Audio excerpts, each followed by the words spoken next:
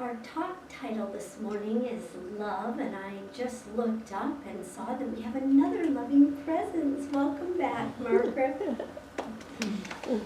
So perfect timing, because we're talking about love, and I don't know that it gets any better than that. I could probably talk about this topic every single day. It is my favorite topic in the entire world. Love is all it is. Well, there you go. So the question that I ask regularly is, what does it mean to be love? I frequently said to my children growing up when they would have situations, be love.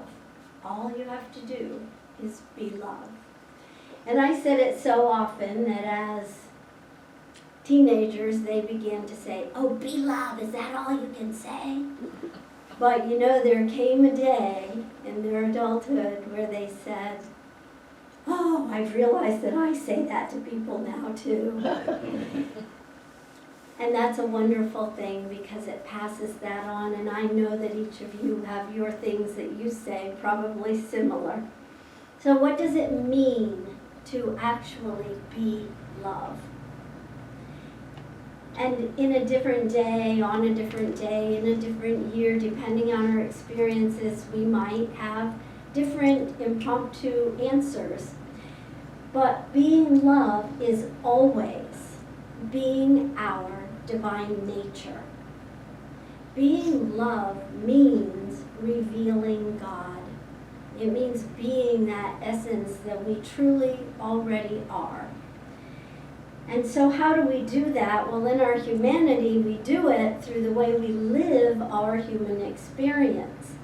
So one of the ways that David and I do it is this. Mark is going to put a picture up there. This was how we spent our yesterday, and it began as a day of supporting our children at their Golden Ridge Grove, and they asked us if we would play Mr. and Mrs. Claus, and we said, oh, absolutely. So it began as supporting them, showing up as love, giving and supporting. But what it turned into was us having a blast.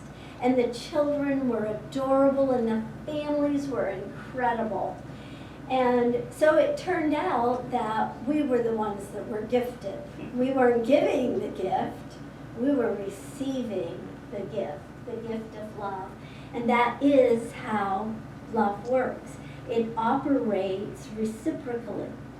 So it's about what we do and what we say, and it begins with what we think, because what we do and say, usually I'm going to say, comes from what we think, maybe even subconsciously.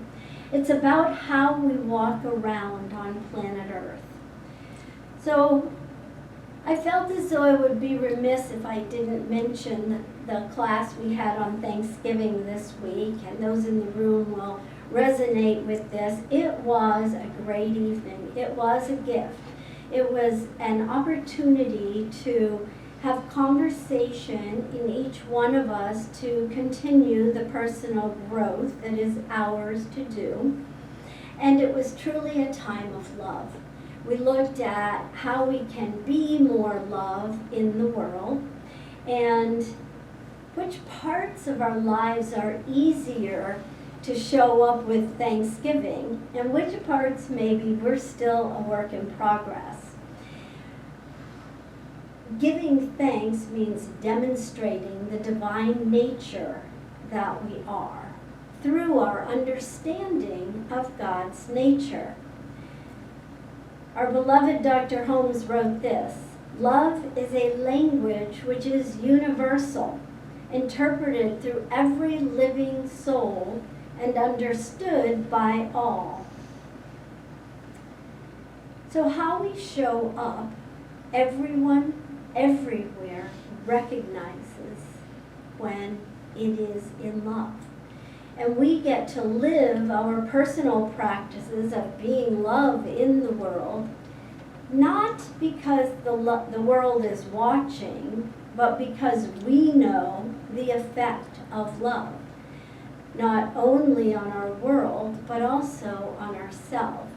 So I think of that, we get to choose our personal practices. And I know when Wayne was reading about the flower window boxes today, it reminded me of my neighbors that put up their Christmas lights, and because we had been flooded, we had our ladder to our attic blocked, and decided, well, we're just not going to do them. We have a lot going on.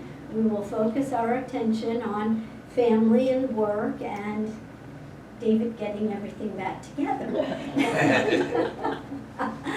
And so we decided we weren't going to do them, but I have to admit, when I saw their lights, I thought, oh, maybe we should do them. So thank you for that reminder, Wayne. Love is a personal idea of itself within us. And I love the idea that Holmes said, that love is interpreted through every living soul. We each interpret our own personal love language to the world. We show up uniquely, and that's beautiful. And what we put out there into the universe is understood by all. This said, there are some spiritual practices that assist our process of sharing our loving self throughout our days, probably better than others. So I'm going to share 3 of them that I think are important. First, be the guardian of your own thoughts. I know that I'm in process right now of clearing, and after all these years even, of clearing some of the things that I heard in childhood that just became a pattern for the way that I think when I'm looking at my world and the people in it. And becoming the guardian of my own thoughts means that I catch them and then I can shift them. So that's number 2. Self-correct when you find your inner house divided. The inner house divided often shows up when we have a thought and we realize what the thought was, and we think to ourselves, well, that's not who I want to be, or that's not who I really am, that's not the truth of me. Why would I have that thought? Well, when we learn something early on, a way of thinking, a way of being that's out of tune with our natural self, that's when our inner house becomes divided, because it's not in alignment with our higher self, our pure love. And so we have the opportunity to become the guardian and to self-correct. And then, once we get to there, we can focus on the beauty within ourselves, because that beautiful love light is the good that we truly are. Beautiful. And she said everything I was going to say. I think you have a little more. I do. Ernest Holmes says, love is the center flame of the universe, nay, the very fire itself. He says, it is written that God is love and that we are God's expressed likeness, the image of the eternal being. Love is self-givingness through creation, the impartation of the divine through the human. Emerson tells us that love is a synonym of God. We are also told in the New Testament that he that loveth not knoweth not God, for God is love. Love is free from condemnation, even as it is free from fear. Love is a cosmic force whose sweep is irresistible. That's Ernest Holmes. Thomas Troward says, love must be spontaneous or it has no existence at all. We cannot imagine such a thing as mechanically induced love. In other words, love cannot be manufactured or coerced. It flows freely and naturally from within. We experienced this yesterday playing Santa and Mrs. Claus. And it was so exciting to see those little kids. They would come running up to give Santa a big hug. Or else they'd be standing in line. And they could not wait to get up on Santa's lap. And there were some kids who were totally the opposite. They were clinging to mom and dad's necks, and they were not having anything to do with that red blob.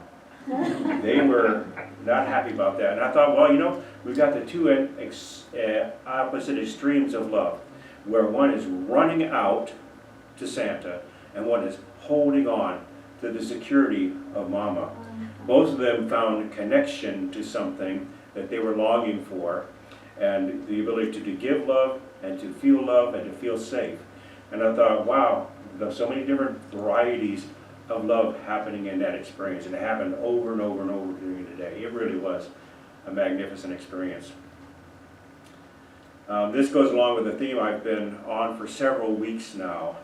I've been reading this great book, and it's approached me in this direction. I keep coming back to the idea that we're all in this thing together.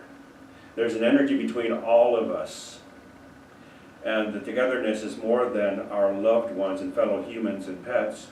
It includes God, the source of love and oneness. Love can be synonymous with unification, returning to the wholeness, returning to the oneness, which is really what religion is all about. Religare, which is the root of religion, means reconnecting to the one source, and that's what universal love is all about, coming back together. Love is a fundamental energy, not just an emotion. When we feel love, it's recognition of a fundamental state of being rising up from within us. So it could be said that is our natural state of being in love, or being love. It is when we are connected, fine-tuned, and alive in the spirit. Things feel good. When we are not feeling connected to all of life, that is an unnatural state of being. And seeking love is a process of discovering the blockages we have devised or allowed to occur that keep us from our good. Blockages that fool us into believing we're less than one with all of universal energy, which is the truth of our nature. God is love, so if we're not feeling love, we're feeling separation from the unifying force of the universe. If that's the case, if you're feeling separated from all of life, remember that God didn't move, you did. I talked recently about how joy is greater than happiness because we can feel joy full, but you can't feel happy full. You can feel full of joy, but not full of happiness. Love not only provides fullness, it elicits completeness, wholeness, and perfection. That is because love is the unifying, connecting force of the universe. It is the nature of the allness of the divine, and when we are in tune with that, we are in a state of love. Absolutely. I love that little part. It kind of moves us when you say, if we are feeling out of it, it was us that moved, not God. That gives us a little bit deeper opportunity to look at the situations in our life and where we need to move. One of what I believe is the most lovely and pertinent statements that Holmes makes is, love is the fulfillment of the law. To me, this statement reminds us that love is not just an emotion that we experience, but rather it's the ultimate expression and purpose of universal spiritual laws. As we live our love in the world, what we are doing is placing a loving energy into the law. Our actions, our words, our thoughts are placing that loving energy into a law, and this brings a deeper experience of compassion and harmony for us and probably everything around us. We get to expand our spiritual growth. In actuality, we're simply demonstrating the golden rule that probably most of us heard as a child, and I know I have posted in my classroom. Expressing our love and law, we actually become the self-givingness of life. This is the intent for all creation, unconditional love. So I spent a good deal of my this talk, on researching to find a story. I wanted to find a new story that was really, really good. And I kept coming across stories about being selfless, putting other people first. And that was when you were really steeped in God's love. And I kept pushing them aside and saying, well, I just don't believe that. And I don't think that that's what it's about. And because if we're one with them, then their needs are coming as we delve into the God within us, the pure love that is within us. And so we don't have to give up anything. And most of those stories were talking about giving up. So I gave up. And I decided, well, this week just was not going to have a story. And then a couple days ago, David said, oh, I read this great story in my book that I'm reading. And I said, what was it? And he told me about it. And I said, well, that's all about love. And he said, yeah, that's what the book's basically about. Mm-hmm. And I said, oh, great. Are you using that in your talk Sunday? And he said, no, I already have my talk done. And I said, oh, well, there is my story. So I am going to share it with you. I'm not going to share all the details, but if you want to actually read the whole thing, it's a story that's in a book called Not by the Sword. And it's a true story.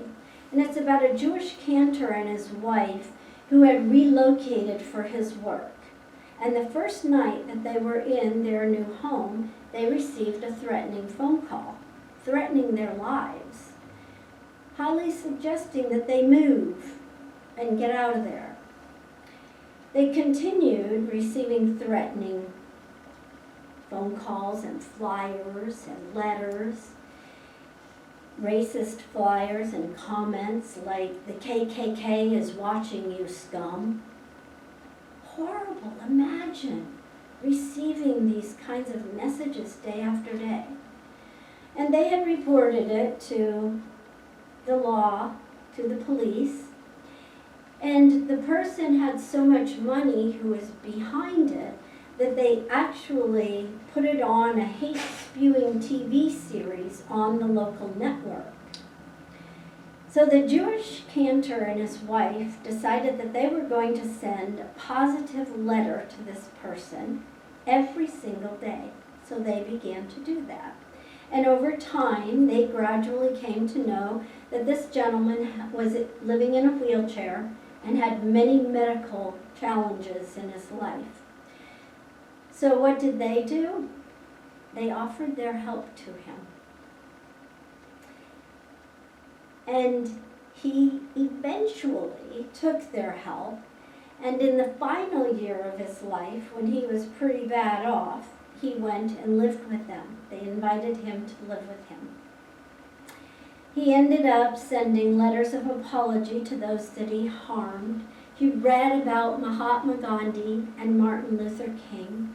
He learned, and the greatest thing he learned was about the pure God, the love that is within him. He changed his life because of those two people being willing to respond back in love. And when he died, he had no one except this loving couple, and they sat, each holding a hand for him while he was passing. With all things that we encounter in life, we are at choice to make a difference in how we show up. And with love, all things are possible. We and the power we possess within our God are bigger than our stories. God is pure love, created in the image of you and me as this pure love. Ernest Holmes said love is a self-surrender. And he's talking about the lowercase s. It's not selfless in the way of, it can't be, in capital S, in who we really are. He says, love is a self-surrender, and it will find the solution within itself to every problem. It will answer every question. Don't give up. Stay the course. Continue to see it, to know it, to believe it, to accept it, until it realizes. Each one of us is a love distributor. We get to determine which acts of loving kindness we will share as we travel in our orbit. Then, as we distribute our love, it returns to us in like manner. This brings a positive energy around us as well as within us, and we feel a deeper connection with all of life. The distributor and the receiver are one. When Ernest Holmes was a very small child, he and his family would sit together in the living room by the fireplace, and his mother would read Henry Drummond. Henry Drummond was a very strong influence on Holmes throughout his life, and it's pretty much the foundation of Science of Mind. Henry Drummond says, "The world is not a playground, it is a school ground. Life is not a holiday, but an education. And the one eternal lesson for us all is how better we can love." Sounds like something Holmes would have said, isn't it? And as I said before, we can love better simply by remembering that it is our divine nature to do so. It's actually not something we can deny. We can choose to ignore the truth, but we cannot ever be other than the love that we naturally are. Charles Fillmore, the founder of Unity, said, "Love is the magnet of the universe." I love that statement. Love is the magnet of the universe. So in our ignorance, sometimes when we're turning away from the truth, maybe we have reversed our polarity. You know how magnets work. If you have them together, they'll attract, and if you have them in the opposite direction, they'll repel from each other. And maybe we're facing the wrong direction, so we are actually repelling love rather than accepting the pull of love's attraction. God is all that is. God is love. So love is all that is, and that it's including all of us. Once again, if we're being repelled, God didn't move, we did. The Christmas story is more than a story about the internal essence creating human offspring. It's symbolic of how God takes on physical form and the quantum entanglement that ensues. The possibility, the action of universal law, and the manifest form all are intermingled together as one entity. All of this actually occurs every time our thoughts become manifest, as we've talked about many times here. In the same way that Jesus appears to be God nature in form, we are as well. As we are made in the image and likeness of God, just as Jesus was. When Christians say that God would so love the world that he gave his Son, they are pointing out that God, the full being of divine love, created physical form with the same God quality of love that God is. We are made of God's genes. It's an example of the divine nature that we mere humans all possess. Jesus was an example, not an exception. We all follow the same path. Jesus said he did not come to condemn the world, but to demonstrate how to access greater life and greater love. He pointed out that we were created in the likeness of divine love. We are the love of God made manifest. When we take advantage of that, we love the world and bring the world together as one. So let's end today with a few quotes, authors unknown. Let's take a breath and just allow these words to penetrate into all that lovingness that you are. With love comes a softening, a gentleness, a kindness, a joy.